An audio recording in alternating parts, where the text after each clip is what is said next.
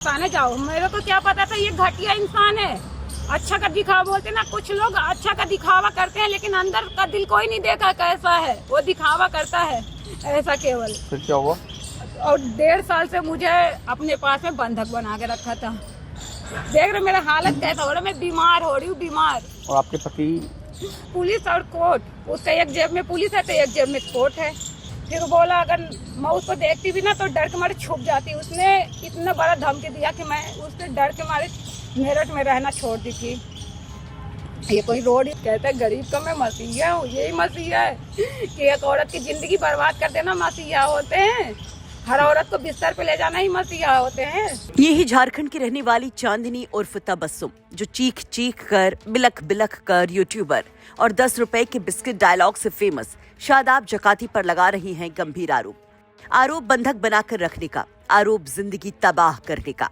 उसका आरोप है कि उसे करीब 1.5 साल तक बंधक बनाकर रखा गया, घर के काम कराए गए और विरोध करने पर जान से मारने की धमकी दी गई। महिला के मुताबिक वो साल 2016-17 में मेरठ आई थी। मुजफ्फरनगर के सोनू से लव मैरिज के बाद वो इंचौली इलाके में रहने लगी। वो टाइल पत्थर की मजदूरी करती थी, जबकि उसका पति बैटरी का काम करता था। इसी दौरान वो यूट्यूबर और रील्स बनाने लगती है। महिला का कहना है कि फरवरी 2025 में वो अपने एक वीडियो के प्रमोशन के लिए शादाब जकाती के पास गई, जिसके बाद चांदनी की पूरी जिंदगी ही स्याह हो गई। चांदनी आरोप लगाती है कि शादाब उन्हें ऊंचे ऊंचे सपने दिखाता है, अपने साथ काम करने को कहता है। इसके बाद उसने शादाब के साथ कई रील्स में काम भी किया, लेकिन आरोप है कि धीरे धीरे वो उसके साथ गलत काम करने लग गया। उससे झाड़ू पोछा बर्तन जैसे घरेलू काम कराए जाने लग गए। रात 10 बजे तक काम कराया जाता, यहाँ तक कि खाने तक के लिए नहीं दिया जाता। महिला यही नहीं रुकती है, वो शादाब जकाती पर जबरदस्ती वीडियो बनाने और शारीरिक शोषण के भी आरोप लगा देती है। गलती नहीं हूँ। कहाँ रहते हैं? मैं इंचौली में ही रहती हूँ। रहने वाले कहाँ के मूल रूप से? मैं छत्तीसगढ़ से हूँ। कब आए थे मेरठ में आई 2017 या 18 में आई थी। शादाब के संपर्क में कैसे आए थे आप? शादाब के संपर्क में वीडियो बनाती रही, तो जैसे वो इंचौली में ही रहता है, तो जैसे मेरे मकान में रहती हूँ, तो कोई बोला कि वहाँ जाओ, तुम्हारे वीडियो को प्रमोशन कर देगा तो तुम्हारा पैसा आएगा, तो मजदूरी नहीं कर पाओगे। हमारे मकान वाले बोले कि अच्छा इंसान है, जाओ। मेरे को क्या पता था ये घटिया इंसान है।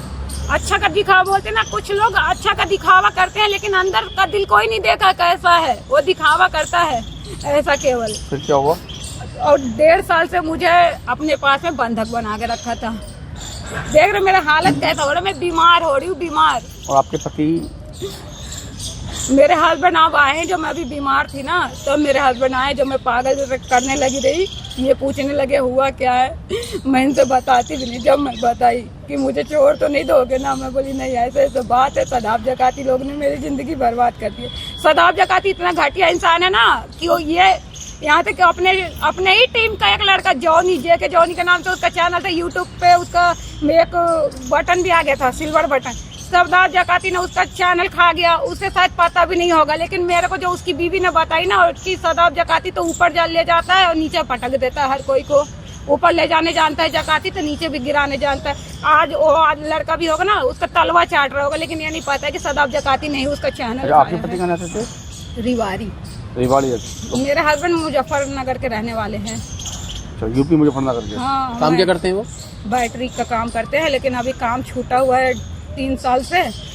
बीमार हो गए थे तो ऐसी छिनाई मजदूरी करते। अभी 10 दिन से तो कुछ काम भी नहीं मिल रहा है। जब से शादाब जकाती ने ऐसे कुछ कह रहा, हमें कोई काम भी नहीं दे रहा है। तो पति को कैसे बताया आपने?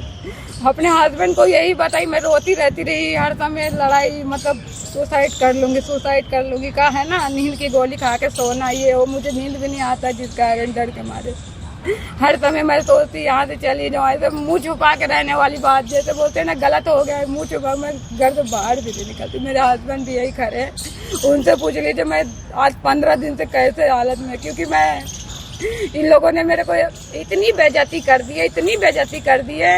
एक बात बताओ शादाब जकाती, मैं तुमसे पूछना चाहती हूँ, तुम्हारी बीवी को पूरी दुनिया वाले अगर अपना बीवी बताने लगे, तुम्हारी 2 बेटी, अगर उसे पूरे दुनिया वाले ये बोलने लगे कि वो मेरी बीवी है, तो तुम्हें कैसा लगेगा? मैं शादाब जकाती से भी ये सवाल पूछ रही हूँ। आप 1.5 साल से वहाँ पे हो। हाँ, जो है समाज को गलत संदेश दे रहा है कि बीवी एक नहीं 4 रखना चाहिए। ये तो गलत संदेश ही है ना। बताइए कौन इंसान होगा जो 2 शादी 3 शादी करेगा, अगर उसके चलने पे चले गए तो समाज यही हो जाएगा कि हर इंसान अपना 2 शादी करके चले गए। चांदनी शादाब जकाती पर भी गंभीर आरोप लगाती हैं।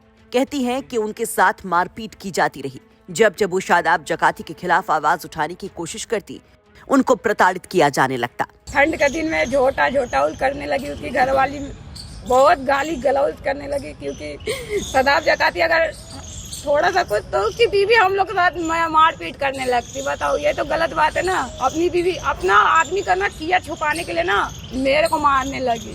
तो पुलिस में शिकायत नहीं करते आप लोग? मेरा आदमी तो बोली कि चलो थाने चलते शिकायत करते। मेरा हस्बैंड बोला कि हम लोग को कोई नहीं सुनेगा, क्योंकि वो पैसे वाला, हम लोग के पास कुछ नहीं है। तो शादाब जकाती ने क्या कहा पुलिस को लेकर?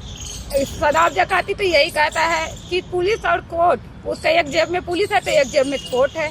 महिला का कहना है कि मानसिक और शारीरिक प्रताड़ना से तंग आकर उसके मन में कई बार अपनी जीवन लीला खत्म करने का ख्याल भी आया, लेकिन उसके पति ने उसका साथ दिया और उसे आवाज उठाने की हिम्मत दी। चांदनी दावा करती है कि जकाती और भी लड़कियों के साथ ऐसा करता है।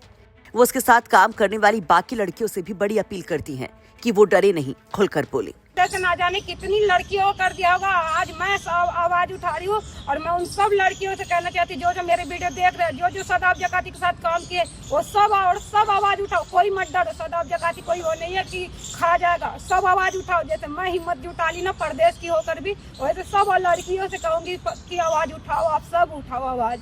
आपको बता दें कि आरोप लगाने वाली महिला चांदनी ने पुलिस में शिकायत करने की बात कही है।